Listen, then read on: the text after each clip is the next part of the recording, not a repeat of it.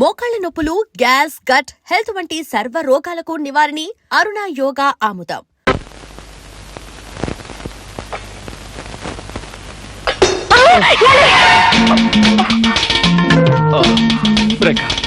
సమయానికి నువ్వు వచ్చి పట్టుకున్నావు కాబట్టి సరిపోయింది.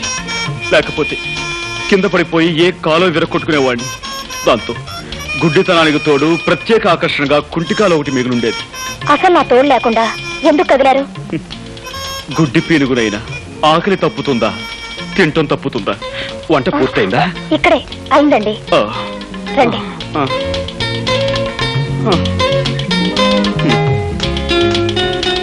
అయ్యో గుడ్డి వధవని మళ్ళీ కిందతో పడేశాను. అయ్యో ప్లీజ్ మీరు కదలకండి, నేను అన్నం కలిపి పెడతాను. రేఖ, నీకు చాలా శ్రమిస్తున్నాను. నువ్వు నాకు ముద్దలు కలిపి పెడుతున్నావు, పట్టుకు నడిపిస్తున్నావు, స్నానం చేయిస్తున్నావు, తల దూవుతున్నావు. ఇవన్నీ నీ చేత. ఇంకెన్నాళ్ళు? 4 రోజులేగా. అంతేనంటావా? దేవతలంటే నీ నీడలో నా జీవితాంతం గడపవలసి వచ్చిన సంతోషమే. ఏమిటది? నేను నొక్కుతుంది బుక్క? అవునండి. గుడ్డి వెధవని ఏం చేస్తున్నానో నాకే తెలియటం లేదు. ఐఎమ్ సారీ అండి. పర్వాలేదండి. పర్వాలేదంటారా? అన్నం తినండి.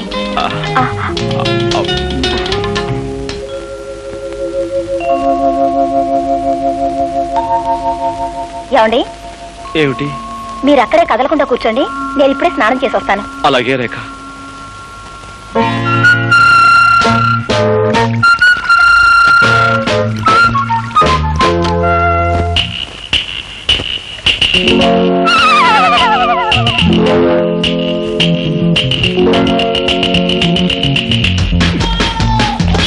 అయ్యో నన్ను రక్షించండి, నన్ను కాపాడండి. ఏమండి? అయ్యో హెల్ప్ హెల్ప్ హెల్ప్. ఏమండి నన్ను రక్షించండి, నాకు చాలా భయంగా ఉందండి. ఏమండి? ఏదో మీద పడిందండి, మెత్తగా దూదు మూట్ల మీద పడేసరికి నా గుండె అదిరిపోయిందండి. అందుకే మిమ్మల్ని కేకేశాను. ఇంతకీ ఏమిటండి అది? పిల్లండి, ఏ బల్ల మీద నుంచో మీ మీద దూకుంటుంది. పిల్ల? దాని కారణంగా మిమ్మల్ని కంగారు పెట్టాను. ఏమండి ఏమిటండి ఇదంతా తడితడిగా ఉంది? సబ్బు. సబ్బా? అంటే మీరు సగం స్థానంలో ఉండగా పిలిచానా? అయ్యో మిమ్మల్ని చాలా ఇబ్బంది పెట్టాను. ఐఎమ్ సారీ రేఖ. పర్వాలేదండి. గుడ్డి కళ్ళు గుడ్డివైనా సబ్బు పడితే మండుతాయి కదా. అమ్మా, సబ్బు పడి కళ్ళు మండుతున్నాయి. ఏమండి? ఇదో కళ్ళు కడుగుతాను. అలాగేనండి.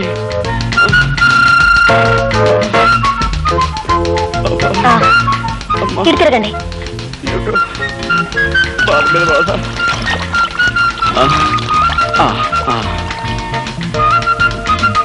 అది షాంపూ అండి. ఏమండి మీరు తలంటి పోసుకోలేదా? లేదండి.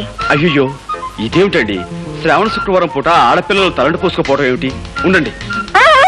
వద్దండి, వద్దు. ఏమండి ఒక గుడ్డివాణ్ణి తీసుకొచ్చి మీరు ఇన్ని సేవలు చేస్తున్నారే, అలాంటి మీకు కనీసం ఇదైనా చేయనియండి. ఇలా చేసైనా సరే మీ రుణం తీర్చుకోనివ్వండి. ఏమండి ఈ కళ్ళు లేని కబోదు గురించి మీరు సంకోచిస్తున్నారా? ప్లీజ్ ఎక్కడైనా సెటిల్ అవ్వండి. రండి. ఏమండి? Thank you.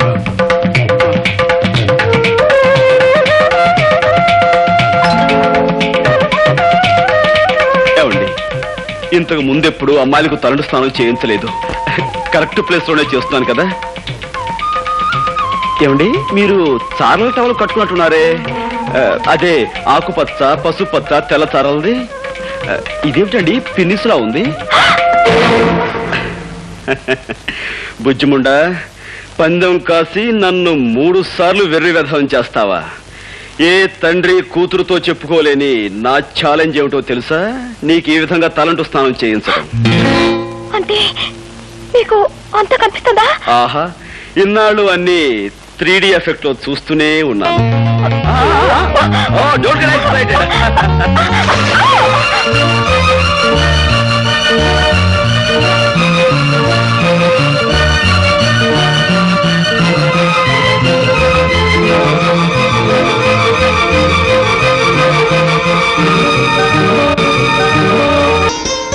Gopi, Gopi,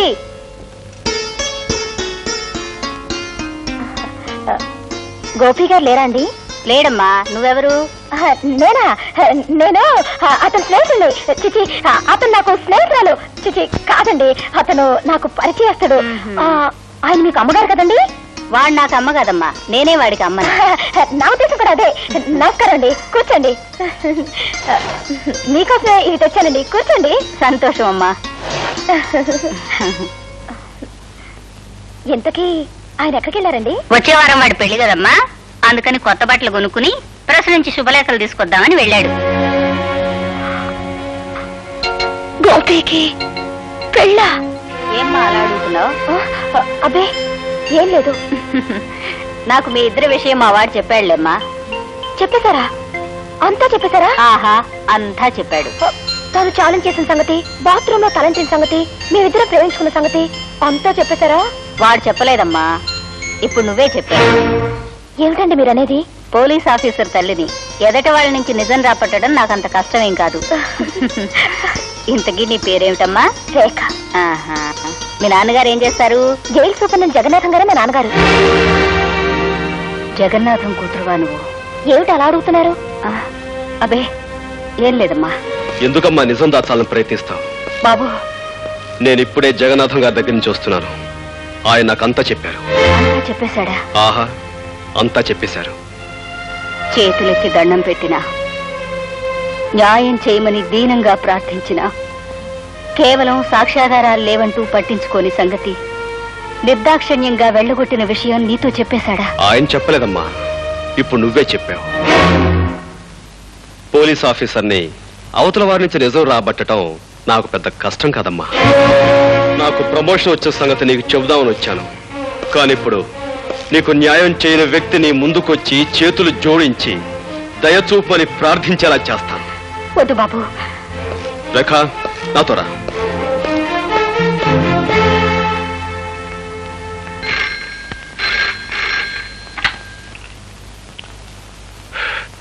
yes Jagannatham here. ఎవరు? ఇన్స్పెక్టర్. ఏమిటి విశేషం? వాట్? నమ్మలేకపోతున్నాను. ఒక ఆడపిల్ల ఒక మగాన్ని రేపు చేయడమా?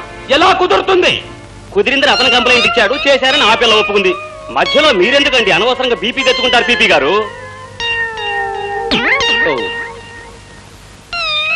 బాబు ఇవి నక్షత్రాల్లో ఉన్నాయి. డాక్టర్, ఆమె నా మానాన్ని అతి దారుణంగా దోచుకునే సమయంలో ఆమె చేతుగోళ్లు నా భుజంలోకి దిగబడ్డాయి.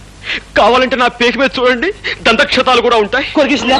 అవును డాక్టర్, పెళ్లి కావలసిన వాణ్ణి, ఆస్కలిత బ్రహ్మచారిని, నీకు తమ్ముళ్ళంటి వాణ్ణి నా మానాన్ని దోచుకోవద్దని ఎంత బ్రతిమిలాడినా, ఎంత ప్రాధేయపడినా ఆమె నా మాట వినిపించుకోకుండా. ఆడపిల్ల మగవాణ్ణి రేపు చేయడం ఏమిటయ్యా? చాలా విచిత్రంగా ఉందే. అదెలా సాధ్యం? ఎలాగంటే ఆ సృష్టి కార్యం జరగడానికి నువ్వు సంసిద్ధుడు అయ్యావు అంటే నీకు స్పందించే ఉండాలి మనస్సు. నువ్వు సంసిద్ధుడు కాకపోతే ఆ సృష్టి కార్యం జరగదనే చెప్పాలి. నువ్వు సంసిద్ధుడు అయ్యి ఆ కార్యం జరిగిందంటే అది బలాత్కారం కింద రాదే. లాయర్ గారు, అరిటాకు లాంటి నా జీవితాన్ని ముళ్ళు లాంటి ఆడపిల్ల ముక్కలు చెక్కలు చేసిన తర్వాత కూడా మీరు ఇలా మాట్లాడడం చాలా అన్యాయం. ఇన్స్పెక్టర్, మీరు ఫోన్లో చెప్పిన నిజమేనా? అవును సార్, పట్టపగలు పార్కులో మీ అమ్మాయి గారు ఆయన్ని మానభంగం చేశారండి. What rubbish talking? అయ్యా, ఈయన భుజాల మీదున్న నక్షత్రాలతోనూ ఈయన పీక మీదున్న దంతక్షతాలతోనూ మీ అమ్మాయి గోళ్ళు పళ్ళు పరికించి చూడగా Stop it! ఎంత టాలీ అయితే మాత్రం అమ్మాయి అబ్బాయిని రేపు చేయటం ఏంటి? సార్, పీకే నాలాంటి పెళ్లికి ఎదిగిన కొడుకుండి వాడు అతి దారుణంగా బలాత్కరించబడి ఉంటే అప్పుడు మీకు తెలిసొచ్చేదండి. పెళ్లి కాని పవిత్రమైన అస్కలిత బ్రహ్మచారిని ఇలా పాడైపోతే తలెత్తుకుని ఎలా తిరిగేది, సమాజంలో ఎలా బ్రతికేది? కావాలంటే అందుకు ప్రత్యక్ష సాక్షులు ఉన్నారు. అవును బాబు, ఆ పిల్ల అబ్బాయి మీద కురికి చొక్కా లాగేసి ప్యాంటు పీకేస్తూ తుప్పల పక్కకు తోసిపోయిందండి. ఈ అబ్బాయి అరుపులు, ఆ తుప్పలు కదిలిపోవడం నా కళ్ళలో చూసామండి. ఈ రోజుల్లో మగవాడి మానానికి భద్రత లేకుండా పోయిందండి. ఏమిటమ్మా ఇది? నిజమా? అవును డాడీ. కర్మ, ఎందుకు చేసావు అలాంటి పని? డాడీ, యాపిల్ పండు లాంటి అతన్ని చూడగానే నన్ను నేను నిగ్రహించుకోలేకపోయాను. ఆవేశంలో అలా రెచ్చిపోయాను. జరిగిన దానికి నన్ను మన్నించండి. ఒక కన్నె పిల్లవాడిని దయా దాక్షిణ్యాలు లేకుండా ఆడదన్న అహంకారంతో అతి దారుణంగా మానభంగం చేసిన ఈ నీచురాల్ని వదిలిపెట్టాను. ఏమైనా సరే కోర్టుకి ఇడుస్తానని కోల్పోయిన నా బ్రహ్మచర్యం మీద ప్రమాణం చేసి చెప్తున్నాను. Thank you doctor. సాక్షులు రండి.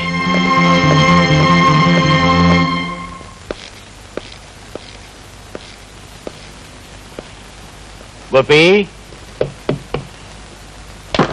అరే మీరా?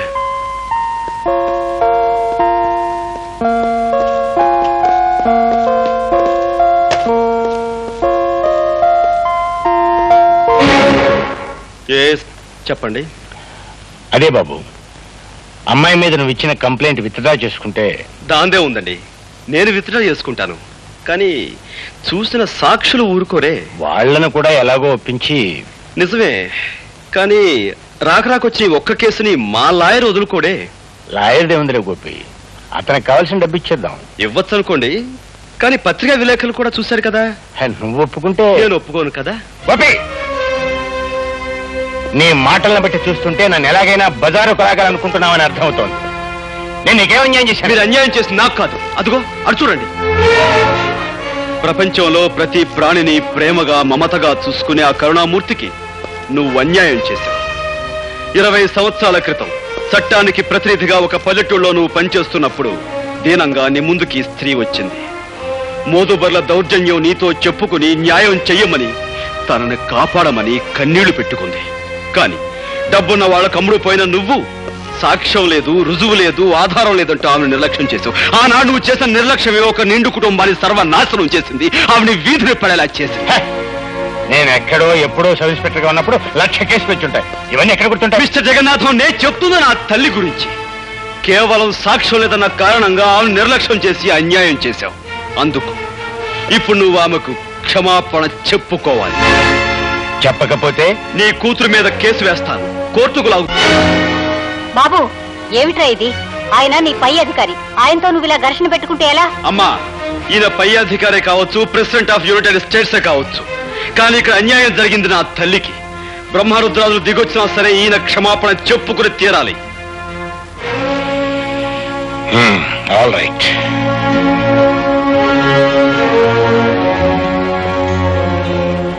మీకు మీ కుటుంబానికి జరిగిన అన్యాయానికి నన్ను క్షమించమ్మా. సార్,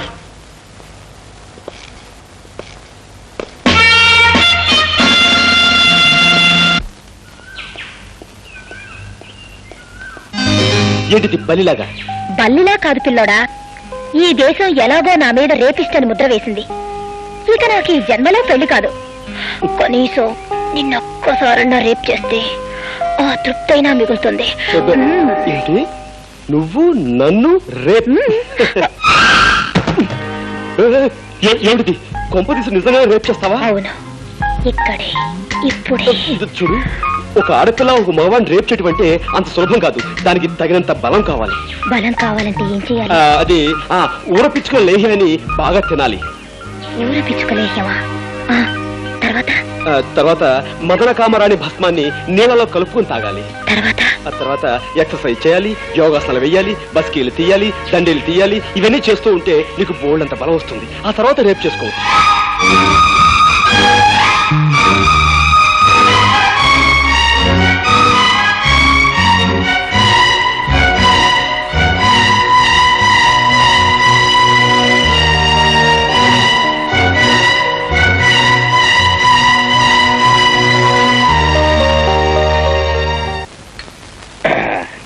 ఇదిగో జగన్నాథం, నీకు ఆ సూపరింటెండెంట్ ఉద్యోగం ఇప్పించినందుకు ఇప్పుడు దాకా నువ్వు చేసింది ఏటయ్యా?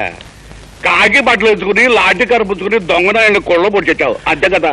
అవకాశం అనుకూలించకపోతే నేను మాత్రం ఏం చేయగలను చెప్పండి? నేను మాట చెప్తా, తలకాయలు దగ్గర పెట్టండి.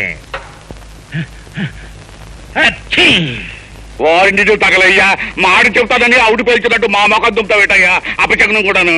ఇదిగో నా తుమ్మునట్ట తిట్టబాకయ్యా. అదెంత జయప్రదమైంది అంటే పెళ్లిళ్లలో ముందు నా చేత తుమ్మించుకుని ఆ తర్వాతే మంగళసూత్రం కట్టిస్తారు. సర్లే, పల్లెటూరు నుంచి నిన్ను పానిగట్టుకు రప్పించుకుంది ఎలక్షన్ వ్యవహారంలో మాకు సాయంగా ఉంటావని కానీ నీ తుమ్ముల చరిత్ర చెప్పి మా మట్టి పోగొట్టావని కాదు. ఎందుకు ఏంటంటావు చెప్పు. ఆ భీమరాజు గారిని నువ్వు బయటికి రప్పించలేకపోతే ఎలక్షన్లో నువ్వు చవరమైపోతావు. నిన్ను నమ్ముకున్న మేమంతా డెప్పు కొట్టించుకుంటాం. ఆ తర్వాత మనం అడుక్కోవాల్సింది ఓట్లు కాదు, చెప్ప చేత్తో పట్టుకొని చిల్లర.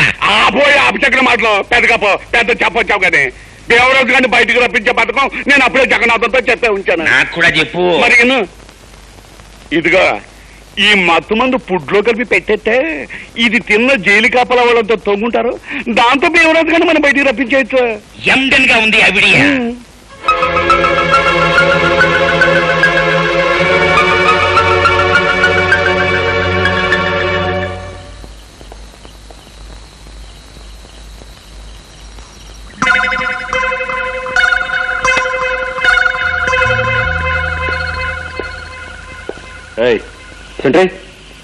వెంకట్రావు, రామమూర్తి, రామమూర్తి.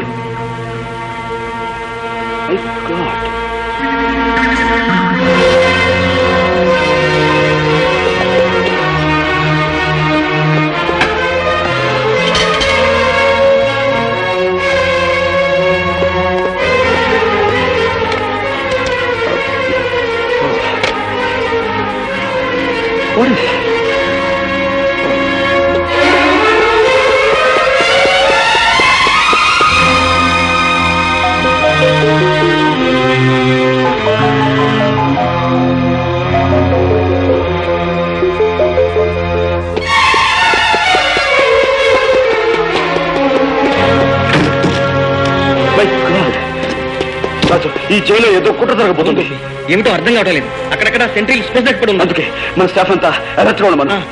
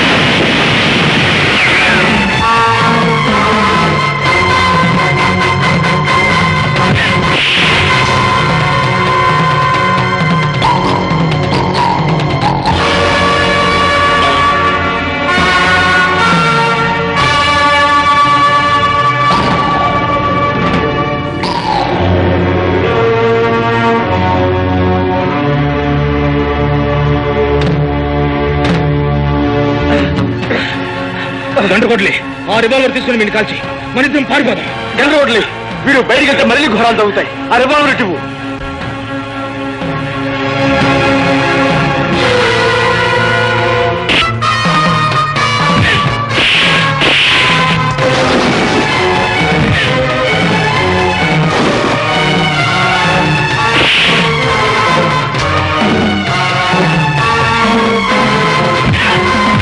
ఈ గొడవ అయితే కాకుండా మెయిన్ గేట్ కూడా పగలగొట్టి పారిపోతున్నారు.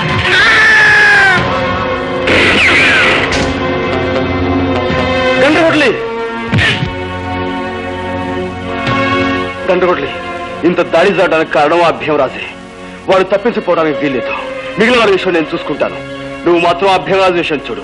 అవసరమైతే వాడిని కాల్చేని చంపు, అంతేగాని వాడిని తప్పించుకుపోలేవుకో. ఇదిగో రే బాబా. రాజా, My God.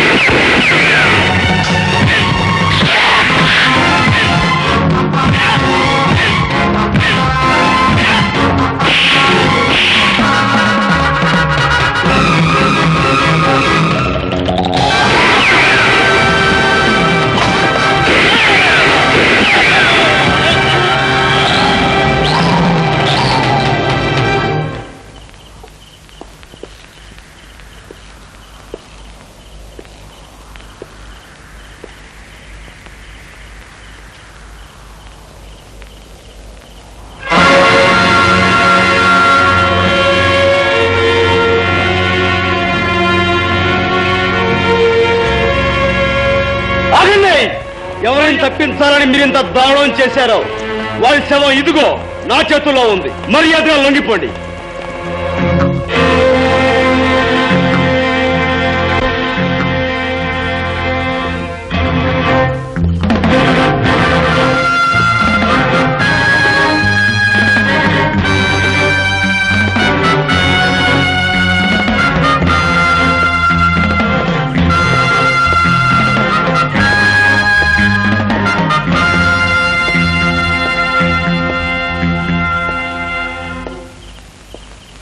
Thank you. ఆ పిస్టల్ ఇవ్వు.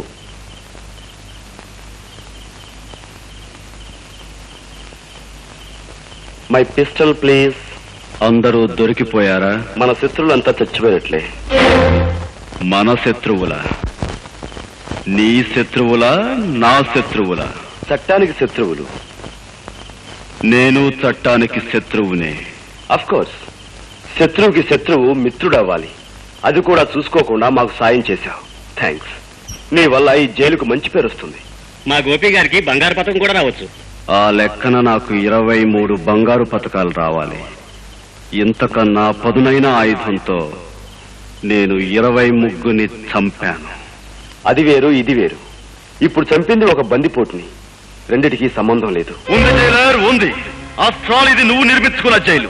ఈ 4 గోడల జైలుకే ప్రమాదం వచ్చేసరికి నీ చేత్తో నువ్వే స్వయంగా ఈ ఆయుధాన్ని నా చేతికిచ్చావు. శత్రువుని చంపమన్నా. ఇదే శత్రువులు బయట ప్రపంచంలోనూ ఉన్నారు. పేదవాళ్ళని జలగల్లా పీక్కు తినేవాళ్ళు. వాళ్ళనే నేను చంపింది. నీది విత్తనవాదం. ఇలా వాదించడం చట్ట విరుద్ధం. ఓ ఈ చట్టపు శేషమోపడి కొట్టుకుంటున్నా.